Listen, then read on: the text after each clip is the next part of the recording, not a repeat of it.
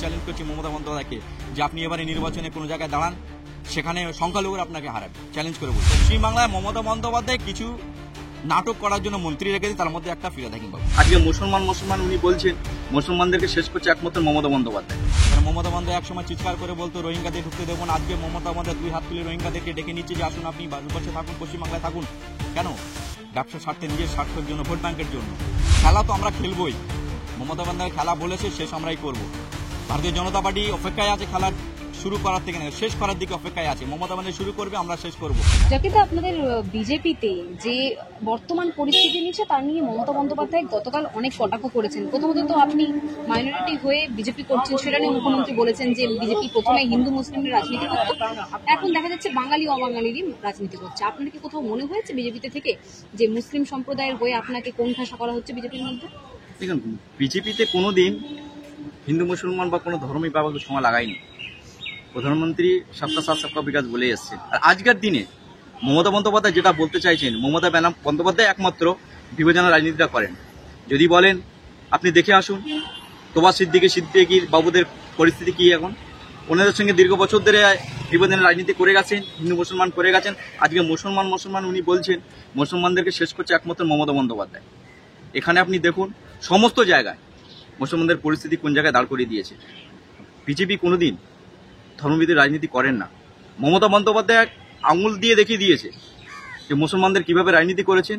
চলে যান জ্বলন্ত উদাহরণ, আপনি সমস্ত জেল থেকে সমস্ত মুসলমান ওখানে ভরে আছে। হানি খুনো করি মুসলমানকে দিয়ে করেছে, মুসলমানকে দিয়ে মারছে একমাত্র মমতা বন্দ্যোপাধ্যায়।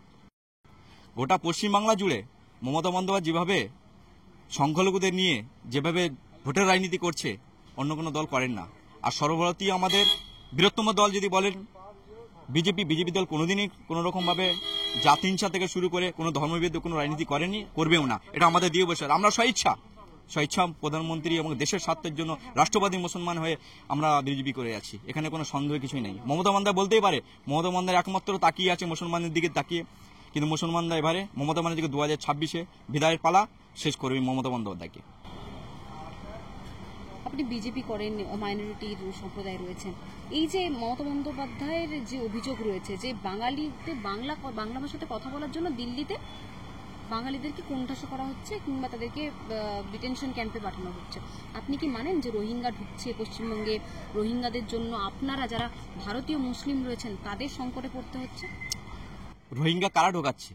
মমতা বন্দ্যোপাধ্যায় ছাড়া এই পশ্চিমবাংলা রোহিঙ্গা কেউ ঢোকান না। কিন্তু বর্ডারে তো সেন্ট্রাল বাহিনী রয়েছে, মমতা বন্দ্যোপাধ্যায় তাও বললেন গতকাল। দেখুন, মমতা বন্দ্যোপাধ্যায় অনেক কিছুই বলতে পারে, কেন উনি পশ্চিম বাংলাটাকে উনি মিথ্যার একটা কল্পর জায়গা করে দিয়েছেন। উনি মিথ্যাবাদী একটা। পশ্চিমবাংলা যেভাবে রোহিঙ্গাদের ঢোকাচ্ছে, আর কিছু না, রাজাবাজার খিদিপুর মালিকপুর যারা আছেন কারা ওরা, আজ খালপাড়া যারা কেষ্টপুরে কারা ওরা, সব রোহিঙ্গা।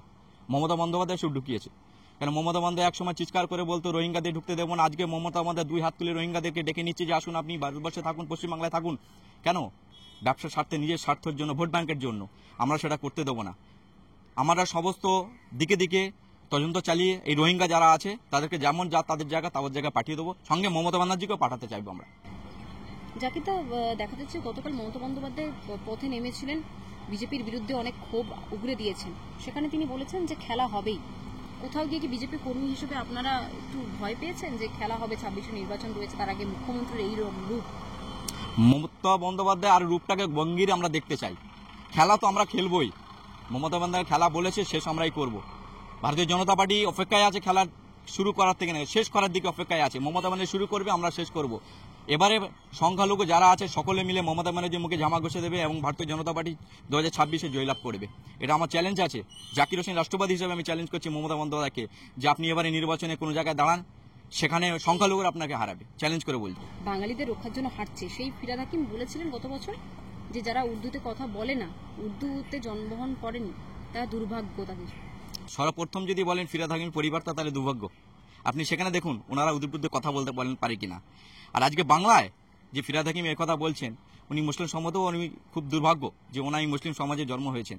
আমি একটা কথা বলতে চাই, ধর্ম যার যেখানে সে নিজে পালন করতে পারে, তারপর উর্দু বলতে হবে, বেঙ্গলি বলতে হবে না। আমার ভারতবর্ষের মাতৃভাষা, আমি মাতৃভাষায় কথা বলবো, সেখানে কি আর কি এসে যায় কোনো। আর ফিরাদ হাকিমের কথা বলছেন, তিনি মমতার ছোঁয়া। বাংলাটাকে মিনি পাকিস্তান তৈরি করার জন্য তার মধ্যে সহিত ফিরাদ হাকিমের সঙ্গে উনি আছেন মমতা বন্দ্যোপাধ্যায়ের সঙ্গে, যে বাংলায় যেন মিনি পাকিস্তান হয়। উনি এটাই চাইছেন, কিন্তু আমরা কোনোদিন করতে দেবো না। ফিরহাদ হাকিম কি বললো এসে যায় না, কারণ বাংলার মানুষ চিনে গেছে ফিরহাদ হাকিম কোন ধরনের জালি লোক, বাংলার মানুষ জেনে গেছে। কিভাবে দেখলেন গতকাল ফিরহাদ হাকিম বাঙালিদেরকে রক্ষার জন্য পথে নেমেছে? কোথায় নাটক করছে, কোথায় ছিলেন এতদিন উনি? বাংলা মানুষের এত ধর্ষা হচ্ছে, বাংলার মানুষের এত ধর্ষণ করছে, মমতা বন্দ্যোপাধ্যায়ের তৃতীয় গোয়ার বাচ্চাগুলো করছে, তখন ফিরহাদ হাকিম বাবু কোথায় ছিলেন? উনি মুখ খুলতে পারেন না। আর যেখানে গরিব মানুষ যেখানে আছে তাদেরকে তুলে আশ্বাস দিচ্ছে যে না এখানে তারা থাকতে পারে না, তারা রোহিঙ্গা এই করছে, এগুলো নাটক। পশ্চিমবাংলায় মমতা বন্দ্যোপাধ্যায় কিছু নাটক করার জন্য মন্ত্রী রেখেছে, তার মধ্যে একটা ফিরহাদ হাকিম বাবু। আপনি মুসলিম হয়ে এই যে উর্দুতে যারা জন্মগ্রহণ করেন তাদের দুর্ভাগ্য, এই বিষয়টিকে আপনি কিভাবে দেখেন? আপনি তো একজন দেখুন, আমাদের তো উর্দু ভাষা বলে যে উল্লেখ করতে হবে যে বেঙ্গলি করতে হবে এসব তো কিছু না। উনি ধর্ম নিয়ে ছেলেখেলা করছে, আদেও উনি জানেন না যে উর্দু ভাষা নিয়ে কি বলতে হয় বা কি করতে হয়। এগুলো ধর্ম নিয়ে ছোট করছে, আমাদের মুসলিম ধর্মকে ছোট করছেন মুসলিম হয়ে। আশা করবো এরকম ধরনের ফিরহাদ বাবু যেন না করেন, কেন বাংলার মানুষ ওনাকে ছিচি চোখে দেখছে, এটাই আমি বলবো।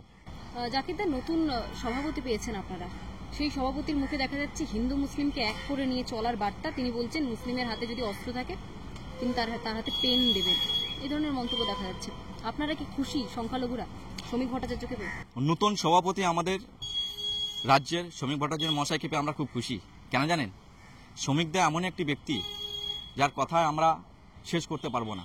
আর শ্রমিকদা কি পেয়ে আমরা খুব খুশি হয়েছি, এবং শ্রমিকদা সেই প্রধানমন্ত্রী বার্তাটা দিয়েছেন যে যেসব মুসলমানরা আজকে পাথর মারছে তাদের হাতে পাথর কেড়ে নিয়ে আমি বই ধরাতে চাই, আর যাদের হাতে তরোয়াল আছে তাদের তরোয়ালকে কেড়ে নিয়ে আমি কলম ধরাতে চাই, পেন ধরাতে চাই। এইটাই হচ্ছে বিজেপি পার্টি, বা এটাই হচ্ছে প্রধানমন্ত্রী যে বলতে চায় যে কোনো রকম ধর্ম রাজনীতি এখানে করেন না, সবকা সাথ সবকা বিকাশ, সকলে হিন্দু মুসলিম শিখ সাই বলে সকলে একসঙ্গে থাকতে চাই, এবং ভারতীয় রাষ্ট্রবাদী যারা আছে তারা একের সঙ্গে থাকতে চাই। এখানে কোনো বিপদের রাজনীতি করে না ভারতীয় জনতা পার্টি, এটা তা প্রমাণ করে দিয়েছে রাজ্য সভাপতি আমাদের শ্রমিক ভট্টাচার্য মহাশয়। ওনাদেরকে আমি 2 হাত জোড়ে প্রণাম করি যে শ্রমিকদাকে মতো পেয়ে আমরা খুব খুশি হয়েছি, খুব গর্বিত যে মুসলমানের জন্য উনি ভাবছেন। সংখ্যালঘু যারা এখনো পর্যন্ত বিজেপি সংখ্যালঘু বিরোধী বলে মনে করছেন, তাদের কি মতামত শ্রমিক ভট্টাচার্যের এই বক্তব্য শুনে? শ্রমিকদা যেটা বলেছেন, সংখ্যালঘুর এবারে দলে দলে যোগদান করবেন এবং তারা মমতা বন্দ্যোপাধ্যায়কে 2 হাত ধরে ঘাড় ধরে বিদায় করে দেবেন। যেখানে ছিলেন সেখানে চলে যান। বাংলার মানুষ বিজেপিকে চায়, আপকি বার মোদী সরকার, 2026-এ মমতার বিদায়ের পালা। আরো ভালো ভালো খবর দেখতে সাবস্ক্রাইব করুন বাংলা হান্টের ইউটিউব চ্যানেল। বাংলা হান্টের আরো খবর দেখতে নজর রাখুন। বাংলা খবর মানেই বাংলা হান্ট।